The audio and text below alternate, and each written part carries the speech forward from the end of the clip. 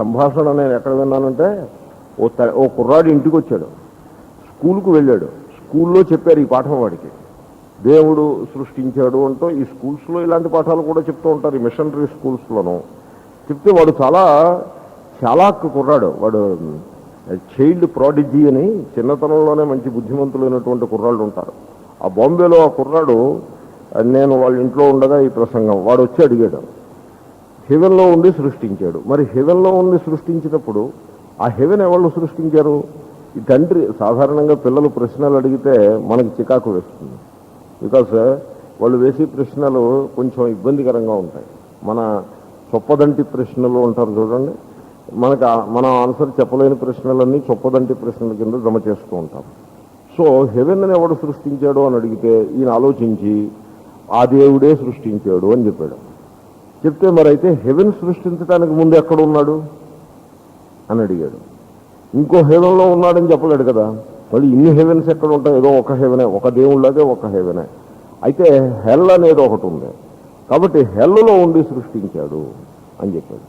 అయితే మరి ఆ హెల్ని ఎవడు సృష్టించారు? ఆ దేవుడే సృష్టించాడు.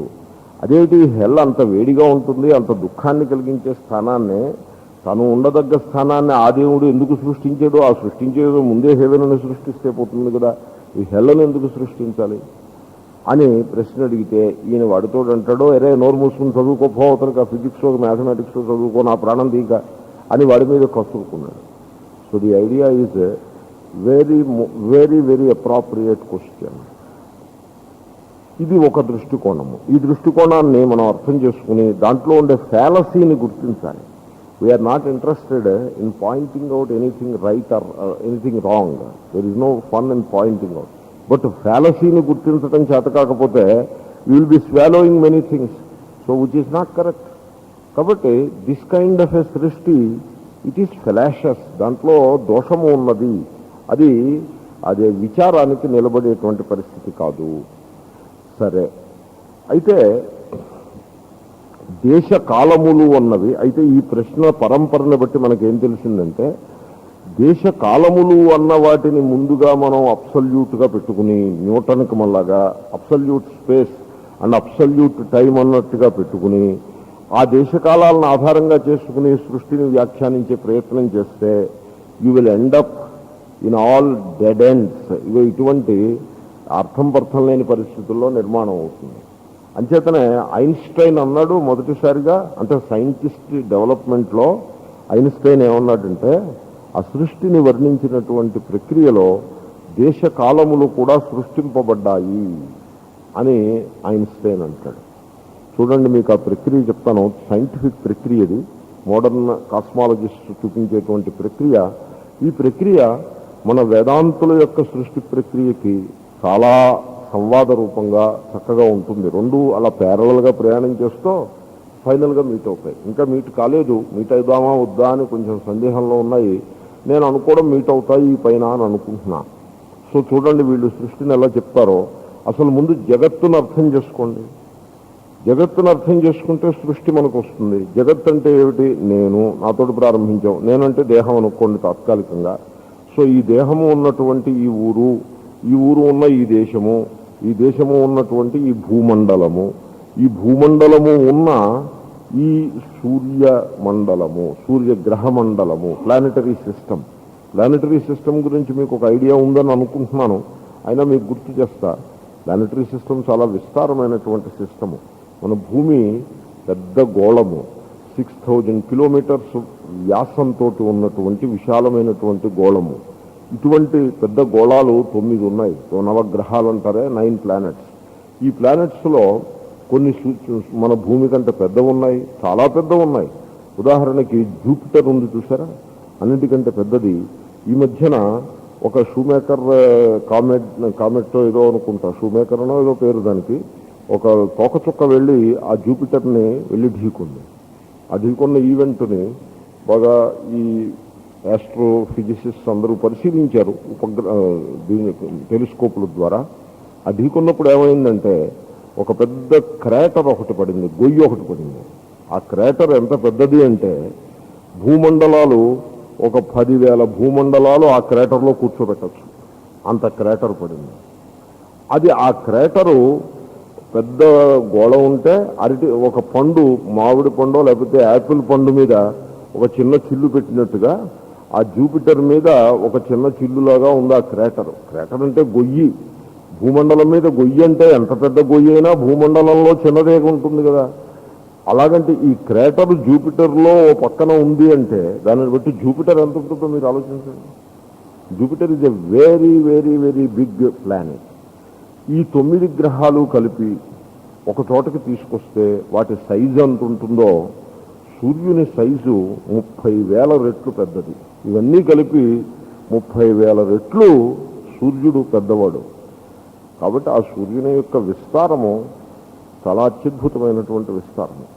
సూర్యుడి నుంచి అప్పుడప్పుడు ఈ జ్వాలలు వెలువడుతూ ఉంటాయి, అగ్ని జ్వాలలు. సూర్యుడు అంటే మండి గోళం కదా. ఒక అగ్ని జ్వాల వెలువడితే అది 300 కిలోమీటర్ల స్పేస్లోకి వెలువడుతుంది. దానిని బట్టి అది ఎంత విస్తారమైనటువంటి గోళమో మీరు ఊహించండి. ఈ సూర్యుడు ఇట్స్ ఎ స్టార్. స్టార్ అంటే సెల్ఫ్ లూమినస్ బాడీ, స్వతంత్రంగా ప్రకాశించేటువంటి గోళానికి స్టార్స్ అని పేరు. అటువంటి సూర్యుడు ఒక స్టారు. మన ఆస్ట్రోఫిజిసిస్ట్ ఏమని డిస్క్రైబ్ చేస్తారంటే sun is a middle sized star అని డిస్క్రైబ్ చేస్తారు. మరీ పెద్దదనుకున్నారు మీరు. స్టార్స్తో పరిశీలిస్తే ప్లానెటరీ సిస్టంలో పెద్దది, కానీ స్టార్స్ దృష్ట్యా పరిశీలిస్తే మిడిల్ సైజ్డ్ స్టార్ ఉంది. ఇటువంటి స్టార్స్ గుట్టలు గుట్టలుగా ఉంటాయి విశ్వంలో. అటువంటి స్టార్స్ యొక్క కలెక్షన్స్కి, అసెంబ్లీస్కి గెలాక్సీస్ అని పేరు. గెలాక్సీస్లో అన్ని రకాల స్టార్స్ ఉంటాయి. స్టార్స్కి ప్లానెటరీ సిస్టమ్స్ ఉంటాయి. అవన్నీ మళ్ళీ వేరే స్టార్స్ కౌంట్ చేస్తున్నాం. సో సూర్యుడి కంటే పెద్ద పెద్ద స్టార్స్, చిన్న స్టార్స్, అన్ని రకాల స్టార్స్ కూడాను మనం ఉన్న గెలాక్సీ మిల్కీ వే గెలాక్సీ, దానినే పాలపుంత అని అంటారు తెలుగులో. సంస్కృత సాహిత్యంలో క్షీర సముద్రం అంటే అదే.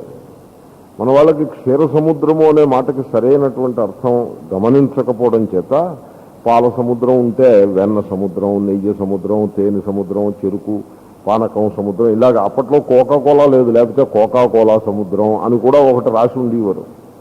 ఎందుకంటే మనస్సులో ఏ ఆలోచన వస్తే అది మనకి పెరుగు అంటే ఇష్టం కాబట్టి పెరుగు సముద్రం, నెయ్యి సముద్రం, ఇలా. All other things are silly. Only క్షీర సముద్రం ఈజ్ మీనింగ్ఫుల్. ఎందుకంటే అది మిల్కీ వే గెలాక్సీ. అది అక్కడ ఉండే క్షీరం అంటే నిజంగా పాలని. ఇప్పుడు పెరుగు సముద్రం ఉందనుకోండి, పులిసిపోదు. పాల సముద్రం అంటే విరిగిపోవు. ఇలాగంటి ప్రాబ్లమ్స్ వస్తాయి. కాబట్టి క్షీర సముద్రం ఈజ్ మిల్కీ వే గెలాక్సీ. ఈ మిల్కీ వే గెలాక్సీలో ఎన్ని స్టార్స్ ఉన్నాయో మీకు ఐడియా ఉందా? Billion stars are there. 100 million stars దాంట్లో ఉన్నాయి. దాన్ని బట్టి అది ఎంత పెద్దదో ఊహించండి. ఇటువంటి గెలాక్సీస్ క్లస్టర్స్ కింద ఉంటాయి. అంటే గ్రూప్స్ ఆఫ్ గెలాక్సీస్ ఒక్కొక్క గ్రూప్స్ కింద ఉంటాయి. అంటే అలాగా టీ పార్టీ ఏదైనా జరిగిందనుకోండి, జనాలు క్లస్టర్స్ కింద ఉంటారు. ఓ 10 మంది ఇక్కడ, ఓ 20 మంది అక్కడ, ఓ 30 మంది ఇక్కడ, అలా అయితే ఓ 5 ఇక్కడ, అలాగే క్లస్టర్స్ కింద ఉంటారే. ఈ గెలాక్సీస్ కూడా అలాగ ఉంటాయి. మనం ఉన్నటువంటి గెలాక్సీ మిల్కీ వే గెలాక్సీ 17 గెలాక్సీల క్లస్టర్లో ఉంది.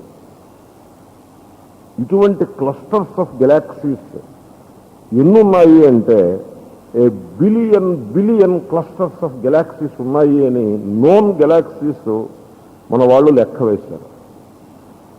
సో ఇంకా నేను ఈ కౌంట్లోకి వెళ్ళను. ఎందుకంటే నోటితోటి ఫిగర్స్, అంకెలు చెప్పి వర్ణించడానికి ఇంకా అందదది. ఆ దూరములు ఆస్ట్రనామికల్ ఫిగర్స్ అంటారు. ఆస్ట్రనామికల్ ఫిగర్స్ అంటే మన బుద్ధికి అందని అంకెలు అని అర్థం. సో ఇట్స్ ఆల్ ఎలా ఉంటుందంటే, ఇప్పుడు లైట్ వేగంతో దూరాలని కొలుస్తారు.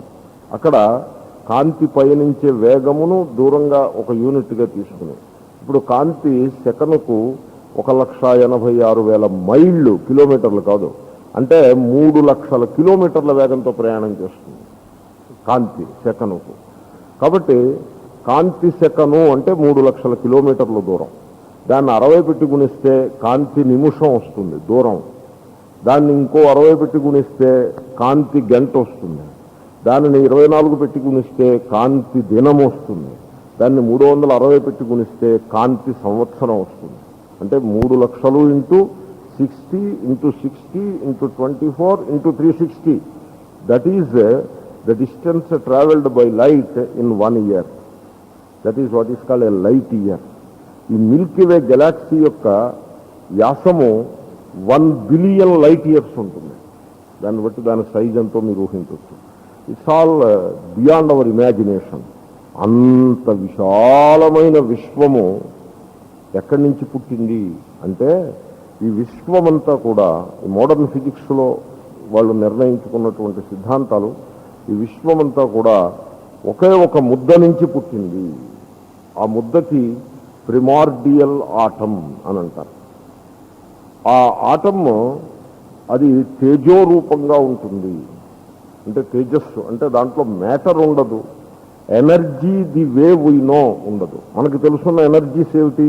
ఎలక్ట్రోమాగ్నెటిక్ ఎనర్జీ మెయిన్గా, అంటే ఎలక్ట్రిసిటీ, లైట్, ఇవన్నీ కూడా. గ్రావిటేషనల్ ఎనర్జీ, ఈ విశ్వంలో చాలా బలమైనటువంటి శక్తి ఈ గ్రావిటేషనల్ ఎనర్జీ. ఈ రెండు కూడా ఆ రూపంలో electromagnetic energy plus gravitational energy అని డిస్టింగ్విష్ చేసేటువంటి రూపంలో ఉండవు. ఆ రెండు కూడా కలిసిపోయి ఆ కలయిక మనకు అర్థం కాని ఒక రూపంలో ఉంటాయి. అలాగే మ్యాటర్ కూడా మనకుంది. మ్యాటర్ ఎలా ఉంది? లిక్విడ్, సాలిడ్, గ్యాసెస్ అని ఉన్నాయి. అలా ఏమి ఉండదు అక్కడ. ప్లాస్మా, ఆటమ్స్ ఉండవు. ఆటమ్స్లో పార్టికల్స్ని సెపరేట్గా చూపించడానికి వీల్లేదు. కాబట్టి ఇది మ్యాటర్ రూపంలో ఉన్న భాగము అని చెప్పడానికి వీల్లేదు. మ్యాటర్కి ఎనర్జీకి ఉన్నటువంటి ఏ డిఫరెన్స్ మనకు కనపడుతుందో ఈ డిఫరెన్సెస్ అన్నీ కొలాప్స్ అయిపోతాయి. So you cannot distinguish between matter and energy. With in energy you cannot distinguish between electromagnetism and gravitation. అటువంటి స్థితిలో ఉన్నటువంటి ఆ ప్రిమార్డియల్ ఆటమ్, దాని గురించి మీరు ఉడికే ఇది కాదు అది కాదని చెప్పగలరు, కానీ ఇది అని చెప్పడానికి వీల్లేదు. ఇది అని చెప్పాలంటే ఆ ఇది సృష్టిలో భాగం అయి ఉండాలి. సృష్టిలో భాగం, సృష్టికి పూర్వం గురించి మాట్లాడుతున్నాం కాబట్టి సృష్టిలో ఉన్న దానిని దేనినైనా చూపించి మీరు సృష్టికి పూర్వం ఉన్న స్థితిని నిర్దేశించటం కుదరదు. అంచేతనే అది ఏది కాదో చెప్పగలమే కానీ ఏది అవునో చెప్పలేము. Is it matter? No. Is it plasma state? No. Is it energy? No. Then what it is? It is something which is the అధిష్టానం for matter and energy, for electromagnetism and gravitation, for all particles. అధిష్టానం for all particles. దాన్ని ఇలాగే వర్ణించటం కుదురుతుంది. మన ఉపనిషత్తుల్లో అంటారు, యతో వాచో నివర్తంతే, వాక్కులకు అందనిది అని మన వాళ్ళు అంటారు. చాలా కరెక్ట్గా మోడర్న్ ఫిజిక్స్, ఆస్ట్రోఫిజిక్స్, ఉపనిషత్తులు, భాష చాలా అద్భుతంగా క్లోజ్గా ఉంటుంది. ఎనీవే, అటువంటి ఆ ప్రిమార్డియల్ ఆటము పగిలి, బిగ్ బ్యాంగ్ పగిలి, ఆ ఎనర్జీ ముద్ద పగిలిపోయింది. ఆ ఎనర్జీ ముద్దకి తేజో రాశి అది. దానికి మన వేదాలలో హిరణ్య గర్భ అని పేరు. హిరణ్య గర్భ సమవర్తతాగ్రే భూతస్య జాతః పతిరేక ఆసీత్ అని వేదంలో అగ్రే హిరణ్య గర్భ సమవర్తత, ముందు ఆ హిరణ్య గర్భుడు ఉదయించినాడు. హిరణ్య గర్భుడు అంటే కొంతమంది చెప్పారు చాలా బంగారం గలవాడు అని చెప్పారు. హిరణ్యం అంటే బంగారం. మనకి బంగారం అంటే ప్రీతి ఉంది. ఏదైనా నెక్లెస్లో అవి చేయించుకోవచ్చు. ఇంట్లో వాళ్ళు ఎప్పుడూ బంగారం అని ఇబ్బంది పెడుతూ ఉంటారు. కాబట్టి హిరణ్య గర్భ అంటే బంగారము పొట్ట ఎందుకు కలవాడు. It's all silly. తేజో వై హిరణ్యం అని వేదం కూడా హిరణ్య శబ్దాన్ని తేజ అని డిఫైన్ చేసింది. అంచేతనే సూర్యమంత్రానికి ఒకదానికి హిరణ్యపాణిస్సు వితాయ నవ్యసే రక్షా మాకిర్నో అఘశగుం స ఈశత అనో మంత్రం ఒకటి ఉంది. అక్కడ హిరణ్యపాణి అని సూర్యుడిని వర్ణిస్తే, హిరణ్యపాణి అంటే చేతిలో బంగారం పట్టుకున్నవాడు అని కాదండి. అక్కడ హిరణ్యము అంటే సూర్యుడు బంగారం పట్టుకోవడం ఏమిటి? ఈ తార్కికులు బంగారం అంటే తేజస్సు అని ఏదో మాట ఎక్కడో రాశారు. ఇంకా దాన్ని పట్టుకున్నారు మన వాళ్ళు. బంగారం ఈజ్ ఎ మెటల్, తేజస్సు ఏమిటి? Every metal is Tejas only for that matter. Anyway, ఆ విషయంలో అట్టు పెట్టండి. సో బంగారం పట్టుకున్నాడని కాదు, తేజో రూపుడు, తేజస్సు యొక్క ముద్ద. సూర్యుడు అంటే మండే గోళము కదా, తేజస్సు యొక్క ముద్ద అని అర్థం దానికి. So anyway, the point is, అటువంటి తేజోమయమైనటువంటి తేజోరాశి 10⁻10 degrees సెంటిగ్రేడ్ ఉంటుంది ఆ బిగ్ బ్యాంగ్. అటువంటి తేజోరాశి నుండి అది పగిలింది.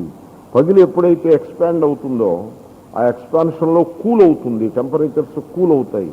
కూల్ అయినప్పుడు అంతకుముందు లేని డిస్టింక్షన్, భేదము ఇప్పుడు వస్తుంది. అంతకుముందు లేని భేదము, ఎనర్జీకి మ్యాటర్కి భేదం లేదు. ఇప్పుడు ఎనర్జీ, మ్యాటర్ అని రెండు సెపరేట్ అయ్యాయి. ఆ రెండు కూడా ఒకే దాంట్లో కలిసిపోయి ఉన్నాయి, విడతీయడానికి వీలు లేకుండా. అవి రెండు ఇప్పుడు సెపరేట్ అయ్యాయి. చిత్రం ఏమంటే దేశము కాలము కూడా ఇప్పుడే పుట్టాయి. కాబట్టి ఈ ప్రిమార్డియల్ ఆటం ఎక్కడుంది అని మీరు ప్రశ్నించకూడదు. ఎందుకంటే ఎక్కడుంది అంటే దేశం అనేది ఒకటి ఉంటే ఎక్కడ ఉంది అనే ప్రశ్న. ఇంకా దేశం పుట్టలేదు అప్పటికి. ఎప్పుడు పెగిలింది అనే ప్రశ్న కూడా మీరు అడగకూడదు. ఎందుకంటే ఇంకా కాలము పుట్టలేదు. కాలం అనేది ఉంటే ఎప్పుడు పగిలింది అనేది. కాలము it is not absolute, space is not absolute. Newton was wrong, he did not know correctly. ఆయన అనేక అంశాల్లో కరెక్టే. అయినా knowing the real truth, mechanistic view of the world in the middle zones, that is correct only, దాంట్లో సందేహం ఏం లేదు. But what is its reality అనే విషయంలో న్యూటన్ను అంత బాగా ఆయన అర్థం చేసుకోలేకపోయాడు. It was the turn of Einstein to know it correctly. So Einstein అంటాడు, స్పేస్ పుట్టినది, గెలాక్సీస్ పుట్టినప్పుడు అది చల్లబడి గెలాక్సీస్ రూపంగా, నక్షత్రాల రూపంగా అయినప్పుడు ఒక గెలాక్సీకి మరో గెలాక్సీకి మధ్యలో స్పేస్ పుట్టింది అంటాడు. అలాగే అది ఆ ఎక్స్పాండ్ అయినటువంటి తరువాతనే as the space galaxies are taking birth, కాలము పుట్టినది అని అంటాడు. సో చిత్రం ఏమంటే స్పేస్ అంటే శూన్యము అనే ఒక వాదం ఉన్నది. స్పేస్ అంటే ఏమీ లేకపోవడమే స్పేస్ అని. నో, ఏమీ లేకపోవడం అయితే పుట్టడం ఏమిటి? ఏమీ లేకపోవడం అన్నదానికి పుట్టుక అనే ప్రసక్తి ఎక్కడ వస్తుంది? కాబట్టి మన ఉపనిషత్తులలో ఆకాశము అనగా అది ఒక భూతము, అది పుట్టింది అనే వాక్యం ఉన్నదే. తస్మాద్వా ఏతస్మాద్ ఆత్మన ఆకాశ సంభూత. ఆకాశము పుట్టినది, కాలము పుట్టినది. కాలపురుషుడు, కాలమునకు తండ్రి, కాలహ పరమేశ్వర అని వర్ణించే ఈ వర్ణనలు ఉన్నాయి. ఇవి ఊరికే ఏదో అర్థం తెలియని భక్తిభావంతో వేసిన పదాలు కావు. ఇవి చాలా గంభీరమైనటువంటి అర్థం కలిగినటువంటి పదములు, గొప్ప సైన్స్ ఇమిడి ఉన్నటువంటి పదములు. కాబట్టి దేశము కాలము పుట్టింది అనే సత్యాన్ని మీరు గ్రహించి ఇప్పుడు మీరు సృష్టిని వర్ణించాల్సి ఉంటుంది. అంతేగాని ఏదో గాడ్ ఇన్ హెవెన్ అని మీరు అలా మొదలుపెట్టి వర్ణించడానికి వీల్లేదు. దేశము కాలము కూడా సృష్టిలో భాగంగా పుట్టినవి. సృష్టికి పూర్వం దేశకాలాలు కూడా లేవు అని మీరు గమనించాలి. కాబట్టి దేశకాలములు they are part and parcel of the creation. దేవుడు ఎక్కడో పైన పరలోకంలో ఉన్నవాడైతే, this is one point which comes again and again. పరలోకంలో ఉన్నవాడైతే, పరమేశ్వరుడు మనకి దూరంగా సెపరేట్గా ఉన్నవాడైతే ఒక ప్రశ్న అడుగుతాము, మనల్ని లేకపోతే ఈ జగత్తుని ఈశ్వరుడి నుంచి సెపరేట్ చేసేటువంటి ఫ్యాక్టర్స్ ఏమిటి? బికాజ్ సెపరేట్ చేయడానికి ఫ్యాక్టర్స్ ఉండాలి కదా. ఈ రెండు వేళ్ళు ఉన్నాయి, ఈ రెండు వేళ్ళని ఏమిటి సెపరేట్ చేస్తోంది అంటే ఈ స్పేస్ సెపరేట్ చేస్తోంది. నన్ను అశోక మహారాజుని ఏది సెపరేట్ చేసింది? ఆయన 1000 సంవత్సరాలు 2000 సంవత్సరాల క్రితమో పుట్టాడు, నేను ఈవేళ పుట్టి ఉన్నాను. మమ్మల్ని ఇద్దరిని what is it that separates? కాలము సెపరేట్ చేసింది. కాబట్టి దేశము కాలము అనే రెండు అంశాల వలన మాత్రమే సెపరేషన్ అనే మాట కుదురుతుంది. దేశ కాలాలు లేదే సెపరేషన్, భేదము, ద్వైతము అనే పదమే కుదరదు. It becomes a dumb word. కాబట్టి దేశ కాలములు సెపరేషన్ను నిర్వచిస్తాయి. ఈ దేశ కాలములు లేనటువంటి సృష్టికి పూర్వం సెపరేషన్ ఎక్కడి నుంచి వచ్చింది నీకు? Where from you got it? Even according to modern physics there was no separation. ఉపనిషత్తుల్లో నీకు సెపరేషన్ ఎక్కడ కనపడుతుంది? No, it is not there. It is your figment of imagination. కాబట్టి మనం ఒక కండిషనింగ్ చేసుకుని మనస్సుని ఉపనిషత్తులను చదివి దాంట్లో ఏవేవో అర్థాలు చెప్తానంటే దట్ బికమ్స్ రాంగ్. కాబట్టి there was no separation before creation. All separation came after creation.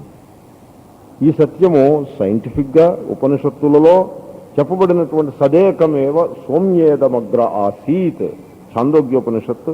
హే సౌమ్య అంటే ఓ అబ్బాయి, ఓ పిల్లవాడా అని గురువు శిష్యుణ్ణి ప్రేమతో పలకరించి, అంటే మామూలుగా అరుగు మీద కూర్చుని ప్రేమతో కబుర్లు చెప్పుకునే దాంట్లో మన వాళ్ళు ఈ విధమైనటువంటి జ్ఞానాన్ని చూపించారు.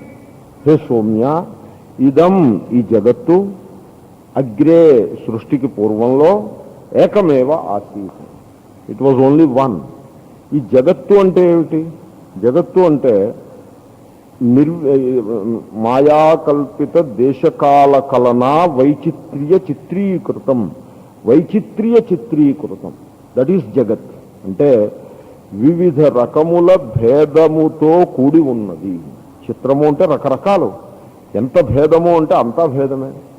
జడము చేతనము భేదము, జడములలో మళ్ళీ ఒక జడము మరో జడము భేదము, చేతనాల్లో నేను మనుష్యులు పశువులు పక్షులు ఇలాగేవో భేదములు, ఇలాగ అనేక భేదములతో కూడినటువంటి జగత్తు. కానీ ఇంతటి భేదజాతముతో కూడిన జగత్తు అంటే దాన్నే సవికల్పము అంటారు. వికల్పము అంటే భేదము, నిర్వికల్పం అని ఉంది కదా, అంటే భేదము లేని అవస్థని చెప్తోంది. భేదము ఉన్నది ప్రస్తుతం, అదేమిటి? సవికల్ప జగత్తు. చిత్రములైనటువంటి భేదములతో భాసిల్లే జగత్తు. అటువంటి జగత్తు సృష్టికి పూర్వం ఎలా ఉన్నది అని కదా మనం ఆలోచిస్తూ ఉంటాం. కాబట్టి హే సౌమ్య, ఇదం అగ్రే, ఇప్పుడు నీకు కనపడుతున్నటువంటి ఈ జగత్తు సృష్టికి పూర్వము ఏకరూపంగా ఒకే ఒక సద్రూపముగానున్నది. సదేక ఏవ సౌమ్యేదమగ్ర ఆసీత్. కాబట్టి సృష్టికి పూర్వము ఆ పరమాత్మయే కలదు, ఆ పరమాత్మయే సృష్టిగా ఆవిర్భవించినది. కాబట్టి ఇప్పుడు ఏమైంది అక్కడికి? ఈ సృష్టిలో ఉపాదాన కారణము నిమిత్త కారణము అనే రెండు అంశాలు కొయ్యలెస్ అయిపోతాయి, రెండు కూడా ఒకటైపోతాయి. కాబట్టి ఆ పరమేశ్వరుడే ఉపాదాన కారణము, ఆ పరమేశ్వరుడే నిమిత్త కారణము. ఎందుకంటే పరమేశ్వరుని కంటే భిన్నంగా మీరు ఉపాదాన కారణాన్ని స్వీకరిస్తే అప్పుడు ఏమవుతుంది? పరమేశ్వరుడు సృష్టికి పూర్వం ఉన్నాడు, ఆయనతో పాటుగా సృష్టికి అవసరమైనటువంటి మసాలా, ఆ రా మెటీరియల్ ఏదైతే ఉందో అది కూడా సృష్టికి పూర్వముందు పరమేశ్వరునితో పాటు ఉంది అని చెప్పాల్సి వస్తుంది. అప్పుడు సృష్టికి పూర్వముందు ఉన్న తత్వములు రెండు తేలుతాయి. రెండు ఉంటే ఆ రెండింటిలో మనం పరమేశ్వరుణ్ణి మాత్రమే ఉపాసించాల్సిన అవసరం ఏమున్నది? దీన్ని కూడా ఉపాసించవచ్చు. దేన్ని? ఈ పరమేశ్వరుడు ఏది లేకుండా పరమేశ్వరుడు సృష్టిని చేయలేకపోయి ఉండేవాడో ఆ తత్వాన్ని కూడా ఉపాసించవచ్చు. It is as much important as Ishwara himself. అంటే ఏమైంది? ఆ రా మెటీరియల్ నుంచి జగత్తు సృష్టించాడు అంటే జగత్తునే ఉపాసించవచ్చు. వై ఈశ్వరుని ఉపాసించాల్సిన అవసరం ఏముంది? కాబట్టి లోకాయుతుకుల యొక్క సిద్ధాంతం కరెక్టే అవుతుందో రకంగాను. కనుక సృష్టికి పూర్వము ఒక్కటే ఉన్నది, సృష్టికి పూర్వం రెండు లేవు. దీని మీద ఒక చిన్న గాథ ఉన్నది వేదంలో, చిన్న కథ, చాలా అందమైన కథ, నాకైతే బాగా నచ్చింది.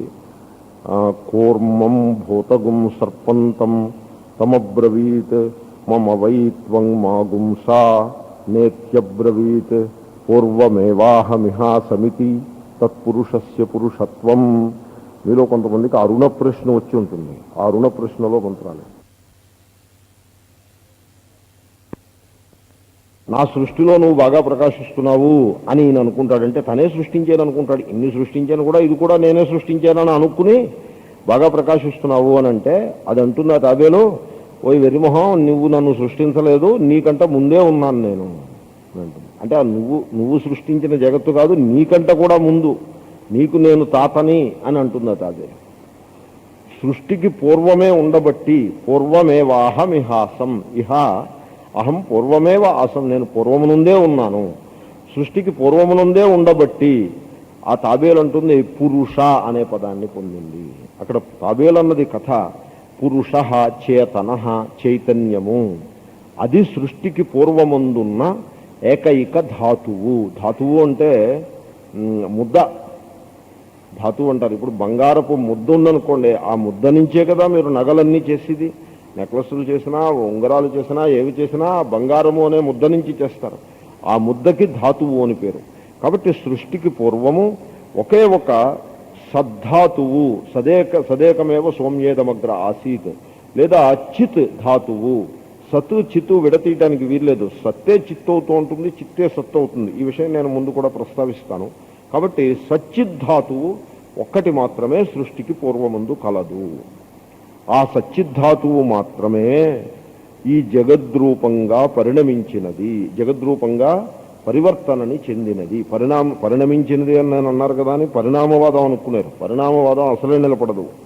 ఎందుకంటే పరిణామవాదం అంటే ఏమవుతుందంటే, ఇప్పుడు మట్టి ముద్దని ఘటంగా పరిణమించినది అని మీరని, ఒక పెద్ద మట్టి ముద్ద ఉంది. పొద్దున్న కులాలుడి ఇంటి వైపు వెళ్ళేప్పటికీ, కుమ్మరాయని ఇంటికి వెళ్ళేప్పటికీ పెద్ద మట్టి ముద్ద కనపడింది. సాయంకాలం వచ్చేప్పటికి ఆ మట్టి ముద్ద లేదు. అయ్యో పొద్దున్న ఉన్న మట్టి ముద్ద ఏమైపోయిందే అని అనుకునే లోపల ఆ వాకిలంతా కూడా కుండలు, పిడతలు, మూకుళ్ళు అన్నీ చేసేసి ఉన్నాయి. కాబట్టి మట్టి ముద్ద ఖర్చు అయిపోయి ఇవన్నీ వచ్చాయి. అది పరిణామవాదం. కాబట్టి పరమేశ్వరుడు యొక్క పరిణామము జగత్తు అంటే మీకు జగత్తే ఉంటుంది, ఇంక ఈశ్వరుడు ఉండడు. ఈశ్వరుడు ఎప్పుడో ఖర్చు అయిపోతాడు. మన వాళ్ళు ఇటువంటి అభిప్రాయం చెప్తారనే ఈశావాస్యోపనిషత్తులో అకాయమవ్రణం అనో మంత్రం ఉన్నది. ఆయన ఓ ముద్దలాంటివాడు కాదు. ఆ ముద్దలో పోనీ అంత ముద్ద ఖర్చు అవ్వలేదండి, కొంత ముద్దే ఖర్చు అయిందంటే ఆ ముద్దలో వ్రణం ఏర్పడుతుంది. వ్రణం అంటే ఏమిటి? ఇప్పుడు ఇంత ముద్ద ఉందనుకోండి, అంత ముద్దలో కొంత ముద్ద తీసి మీరు కుండలో అవి చేశారనుకోండి, ఆ ముద్ద ఇలా తీస్తారు. ఆ తీసిన చోట ఒక గొయ్యిలాగా ఏర్పడుతుంది, వ్రణం వచ్చేస్తుంది. అలాగా చపాతీలు చేద్దామని ఇంత పిండి చేశారు, దాంట్లోంచి 4 చపాతీలు చేసేశారు, మిగిలిన దాంట్లో వ్రణం వస్తుంది. అలాగే ఈశ్వరుడు కూడా పరిణామాన్ని చెంది జగద్రూపంగా మారినట్లయితే వ్రణం రావాలి. అందు గురించి ఈశ్వరుడు పరిణామాన్ని చెందడు. ఈశ్వరుడు మరైతే ఎలాగ ఈశ్వరుడి నుంచి ఈ జగత్తు వచ్చింది అంటే, ఈశ్వరుడు స్వయముగా జగద్రూపముగా భాసిల్లుచున్నాడు. దీనిని వివర్తవాదము అంటారు. అంటే ఈశ్వరుడే జగత్తుగా భాసిల్లుతున్నాడు. అంటే దాన్నే తైత్రీయ శృతి ఏమని చెప్తుందంటే, సోకామయత బహుశ్యాం ప్రజాయేతి. ఆ ఈశ్వరుడు ఒక నిర్ణయం చేసుకున్నాడు. ఏమని నిర్ణయం చేసుకున్నాడు అంటే, ఆయనకి ఇలా ఆలోచిస్తూ కూర్చున్నాడా అని ఒక ప్రశ్న ఉంది. దీన్ని ఈ ప్రక్రియ అంతా కూడా, ఈ సృష్టి ప్రక్రియ ఇది ఒక పెద్ద సమస్య. దీన్ని హ్యాండిల్ చేయటం, దీన్ని ఒక కొలిక్కి తీసుకురావటం, ఇది కొంచెం క్లేశంతో కూడిన వ్యవహారం.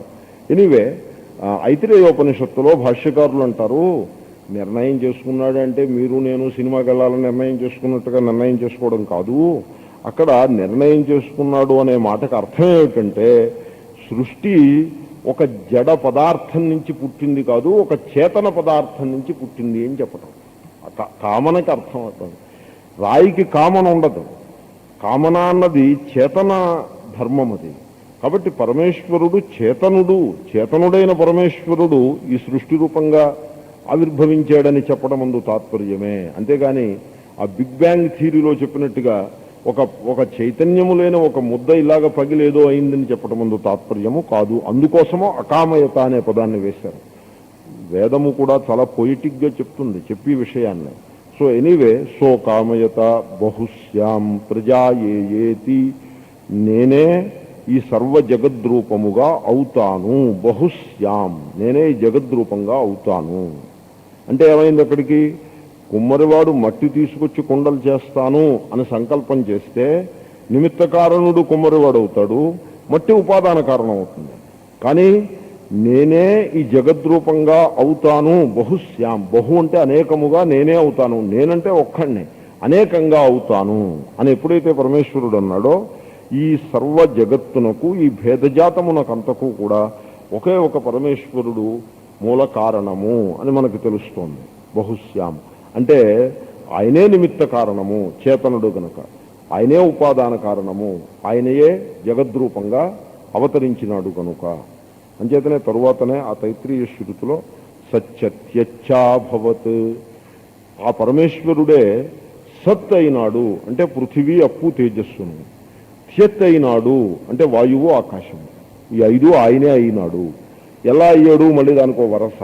ఆకాశ సంభూత, ఆకాశాద్వాయు, వాయోరగ్ని, అగ్నేరాప, అద్భ్య పృథివీ, పృథివ్యా ఓషధయ, ఓషధీభ్యోన్నం, అన్నాత్ పురుష, సవా ఏష పురుషోన్నర సమయ అని ఈ విధంగా ఒక వరసలో సృష్టి యొక్క ప్రక్రియ చెప్పబడినది.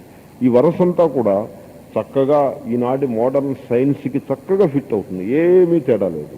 కాబట్టి ఒకే ఒక పరమేశ్వరుడు జగద్రూపముగా భాషించుచున్నాడు.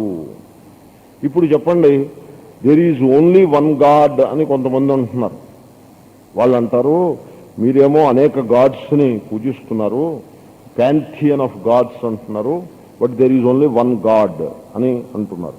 నేనన్నాను సింప్లిస్టిక్ స్టేట్మెంట్, అది అత్యల్పమైనటువంటి మాట. There is only one God అన్నది అత్యల్పమైన మాట. నేనేమంటానంటే there is only the God. One God ఉండటం కాదు, ఒక గాడ్ ఉన్నాడో ఆయన ఎక్కడో కూర్చున్నాడని కాదు, గాడ్ తప్ప ఇంకేదీ లేదు. ఈశ్వరుడి కంటే భిన్నంగా ఈ సర్వ జగత్తు ఏదైతే భాషిస్తుందో అదంతా ఈశ్వరుడే. మత్తః పరతరం నాణ్యత్ కించిదస్తి ధనంజయ. సో ఈశ్వరుని కంటే భిన్నంగా అసలు ఏ తత్వము లేనే లేదు అసలు. కాబట్టి ఒకే ఒక ఈశ్వరుడు కలడు అని చెప్పడం కాదు, ఈశ్వరుడు మాత్రమే కలడు. ఒకే ఈశ్వరుడు ఉన్నాడంటే రెండో ఈశ్వరుడు లేడని అర్థం వస్తుంది. Not that way. ఈశ్వరుడు కంటే భిన్నంగా అసలు మరి యొక్క తత్వమే లేదు. దీనికి దృష్టాంతంగా హౌ దిస్ బికేమ్ పాసిబుల్ అనే దానికి దృష్టాంతంగా శంకరులు ఒక చిన్న శ్లోకం ప్రారంభంలో బీజస్యాంతరి వాంకురో జగదిదం ప్రాంగ్నిర్వికల్పం అన్నారు.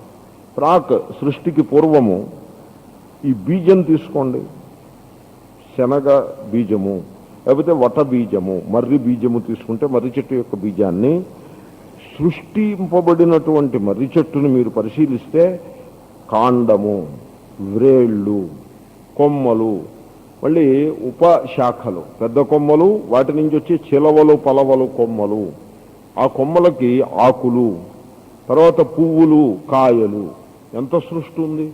ఇదంతా కూడా భేదమే. కాండాన్ని పట్టుకుని కొమ్మనడానికి వీర్లేదు, కొమ్మని పట్టుకుని తొడిమనడానికి వీర్లేదు, తొడిమని పట్టుకుని పండు అనడానికి వీర్లేదు. మామిడి పండు ఇస్తానని అంతా అభేదం కదా, మీరు అద్వైతులు కదా, మీకంతా ఏకరూపమే అని 4 ఆకులు నా చేతిలో పెట్టి పళ్ళు మీరు అట్టు పెట్టుకున్నారనుకోండి, విచ్ ఈజ్ నాట్ కరెక్ట్. అలా చేయకూడదు. సో ది ఐడియా ఈజ్ ఈ భేదమంతా ఉన్నది కదా. ఇది ద్వైతుల పూర్వపక్షం. ఇది ద్వైతులకు చాలా ఆ పూర్వపక్షం చెప్పి అబ్బా ఎంత మంచి పూర్వపక్షం చెప్పామని కూడా ద్వైతులు అనుకుంటూ ఉంటారు. అద్వైత శాస్త్రంలో పూర్వపక్షాలనే వచ్చేస్తాయి, ఏ పూర్వపక్షము మిగలదు. So anyway, coming to the point, ఈ భేదమంతా ఉన్నది. కాండములు, పత్రములు, పుష్పములు, భేదమంతా ఉన్నది. ఇప్పుడు మీరు చెట్టు చూస్తే దాన్ని సవికల్పము అని అనొచ్చు. అంటే అనేక భేదములతో కూడినది అని అనొచ్చు. పెద్ద భేద జాతము, భేద సమూహము. కానీ బీజావస్థ, కారణావస్థ చూస్తే ఈ భేదములు ఏమీ లేవు, నిర్వికల్పం. ఈ భేదముల ఏమీ లేకుండా ఒక్క బీజంగా ఏకరూపంగా ఉన్నది. అయితే 2 అంశాలు, భేదములు కనబడుతున్నా భేదములన్నిటికీ కారణమైనటువంటి బీజము ఏకము. That is 1 point. మీరు దృష్టాంతం నుంచి ఎంత తీసుకోవాలో అంతే, మొత్తం దృష్టాంతం అంతా మోసుకొచ్చేయటం కాదు. What ever point has to be taken అది తీసుకోవటం అంతే. సో నెంబర్ 1 పాయింట్ అది.